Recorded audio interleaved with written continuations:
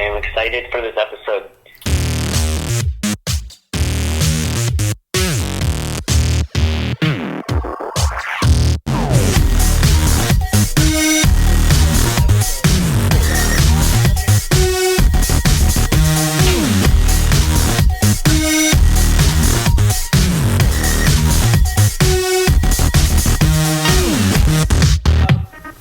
In the last episode, we met with Daniel, and Daniel talked to us a little bit about school and some of the fun things about becoming a teenager, because that's so close. He's going to be a teenager. And so we decided for this episode, we were going to talk about some of the things that were similar when I was in middle school and when he was in middle school or is in middle school, and a number of the things that are different. There's so much things that Pro Cycling has changed. Yeah. And there's a lot of small things I've been wanting to talk about school, but like if I just brought it up, everyone's like, just deal with it, you know? But then I can bring it all right now on this whole small episode. This is true. So when you think about middle school, do you think of it as 6th, 7th, 8th, or 7th, 8th, or 5th, 6th, 7th, 8th? Like, how do you think of it? Like, what is middle school to you? 6th to 8th grade.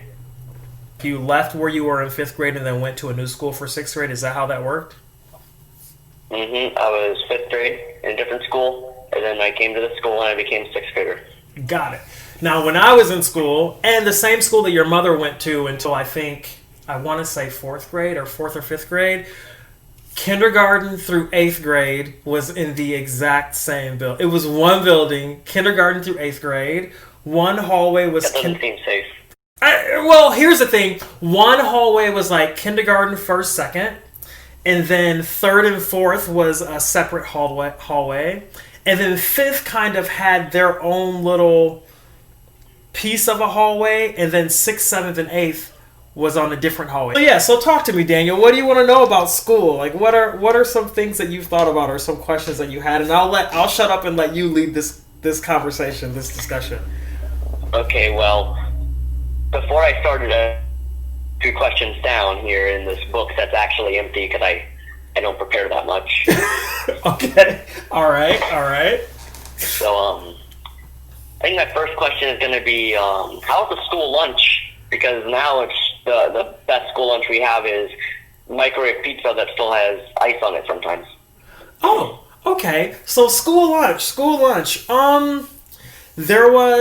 I remember there being like hot dog day being a really good day and pizza day being a really good day. Other than that, the school lunch was probably just gross school lunch. All the cool kids ate the school lunch and the not cool kids brought their own lunch. Like, that's weird, right?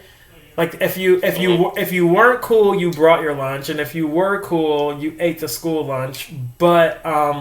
But you would bring like certain things, like you would bring like a fruit cup, or you would have like a fruit roll up, like some kind of like fruit snack kind of deal thing was like, yay, you're cool, your parents gave you that. But otherwise, no. School lunch was really you're so cool, you eat healthy, man, you're so cool. You take care of yourself. But there's another question. What's the bread that you had for your food? Whole wheat, because we always have whole wheat bread over here, and it's disgusting. So, like, when you got your hot dogs, would you have, like, a hot dog on whole wheat bread?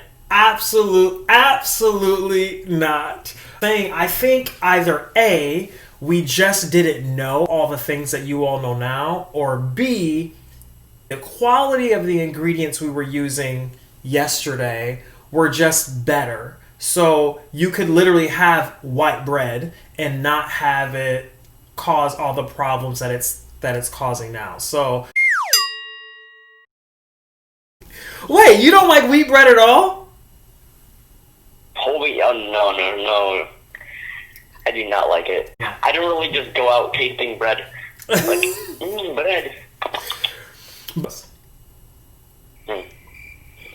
All right, cool. I'm trying to think of another question. All right, because you didn't prepare.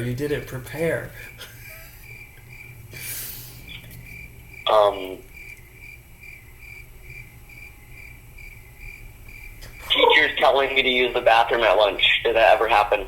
They'd be like, you get out of lunch, and then go up to the teacher, and they'd be like, and like your next class, and they're like, oh, why didn't you use the bathroom at lunch? Like, Oh. Okay, so I had a teacher named Mrs. Brown who taught history. If we asked to go to the bathroom in her class, we would definitely just be able to get up and go. I had Mr. Brzezinski who taught math. If you have to go to the bathroom, just get up and go. You don't even have to ask him, just get up and go. My language arts teacher, Mr. Novotny, who we had to call sir, don't even ask him to go to the bathroom. Like, don't even ask. Just, like, forget it. Hold it. It's not going to happen. He will lose his mind if you ask him. So, like, don't even ask him. I would have asked him. Like, today, if a teacher, like, yells at a student in a certain way or, like, grabs a student or does anything like that, like, that's a big deal. But, like, back then, like, no. Sir, Mr. Novotny would have hit you. Have your mother tell you a story about a teacher. I want to say his name is Mr. Sovar, who taught social studies when your mother was in middle school. He would actually hit students. He would actually punch students in the chest. Like, that's illegal. And then he would say, and tell your parents, I'll punch them too. Like, he was I think his name was Mr. Sovar. Yes, ask your mother. I promise you, she'll tell you. Ask your mother. So mean. Ask your mother. He once took me, he got mad at me. I don't even know how this even happened. He got mad at me once. This was 8th grade. He picked me up, and for some odd reason in his room, something was delivered, and he had this really, really big box in the room. He picked me up and threw me inside the box, and I had to spend the rest of class inside the box. Like, I don't even know what I did. I probably passed a note to someone. He literally threw me inside of a box and made me sit in there. He was crazy. So yeah, it was different. It was very, very different. Like, the teachers had. No, you go to jail now. Right, exactly. So, like, it was a completely different world. Yeah, actually, I would like to ask one more thing about school, and I guess we can wrap this up. I'm listening. So in my school, or actually now, we call them savage kids because, like, they're cool or whatever. But no, they're basically the kids who just disrespect the teachers and all that stuff, and then they make jokes about it, and then everyone just laughs at it, like those kids. Getting sure it's kind of funny, like the teacher will be talking, and then they'll be like, they'll make a joke or something that's like, you don't really realize it's disrespectful, it's just kind of funny at the time, and you're laughing, but then it just becomes more often and often, and you're kind of realizing, like, you should probably stop, like, cut it out, like, you're going too far. And then it keeps going and going, and the teachers, like, you just start feeling bad for the teachers just trying to do their job, and this kid just keeps interrupting them to say stupid jokes, and then, but then, like, you and, like, some, like, 3 other people are the only people who were starting to realize everyone else is still laughing, like, ha ha ha, so funny. Yeah, yeah, I think it's interesting because being an adult, like being in my 40s now,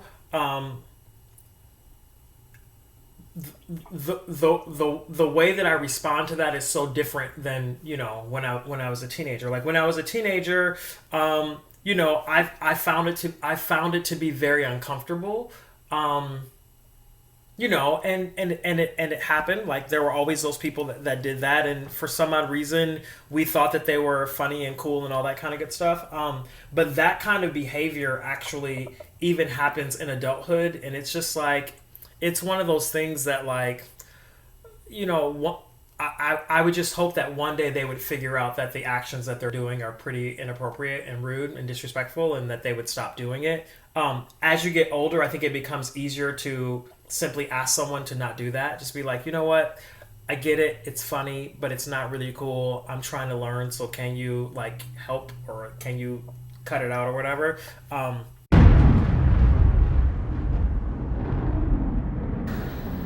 Today, I stand before you as myself.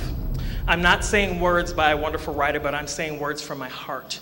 I'm not wearing clothes by a designer, but I'm wearing a suit that is a little bit too tight, but I promise you before the holidays it actually fit. The lighting is less than perfect, and if you listen, there is no underscoring telling you how to feel. However, I know, and you all know, that we're here for one reason, and that is to celebrate the wonderful achievements of these students that sit in front of me today.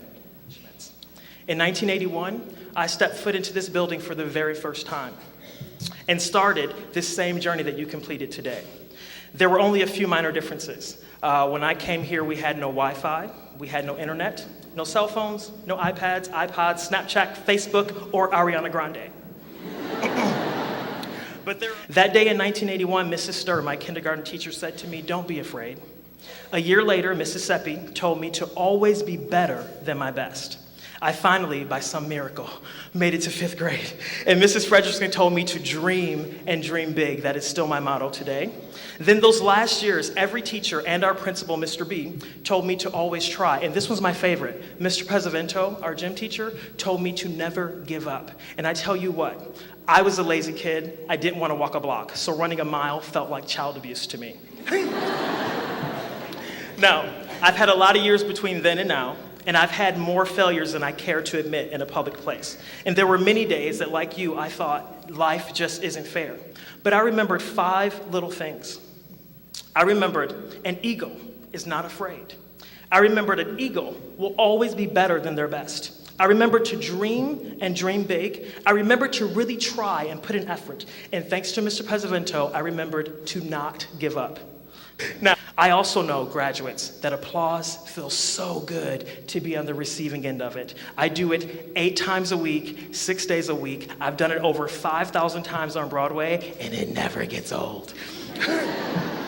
I don't care how you do it, but our goal here is to let these graduates know exactly how proud we are of them. So on the count of 3, we're going to cheer for them. You ready? Here we go. Graduates, this is for you. Enjoy every second of it. 1, 2, 3.